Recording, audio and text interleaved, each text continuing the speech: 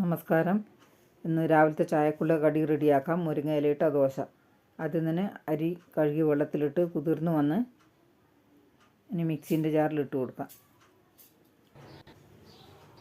പിന്നെ കുറച്ച് മുരിങ്ങയില കഴുകി അതും ഇട്ട് കൊടുത്ത് 2-3 കഷ്ണം ഇഞ്ചി, ഒരു ബൗൾ ചോറ്, ഒരു തക്കാളി അരിഞ്ഞതും ഇട്ട് ആവശ്യത്തിന് വെള്ളം ഒഴിച്ച് നല്ലപോലെ അരച്ചെടുത്ത് ഇനി ഒരു പാത്രത്തിലേക്ക് ഒഴിച്ച് കൊടുക്കാം.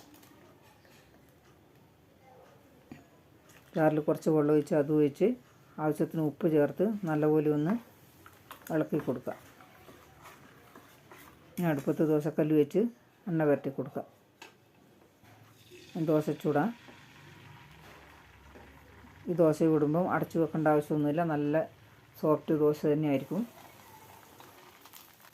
ഇനി തിരിച്ചിട്ട് കൊടുക്കുക. ഒരു ദോശ റെഡിയായി. അതുപോലെ ബാക്കിയുള്ളതും ചുട്ടെടുക്കാം. ഈ ദോശ കുട്ടികൾക്ക് ഇഷ്ടപ്പെടുന്നതാണ്. ഒരു വെറൈറ്റി ദോശ നിങ്ങളും ഉണ്ടാക്കി നോക്ക്. എല്ലാവർക്കും ഇഷ്ടപ്പെടും.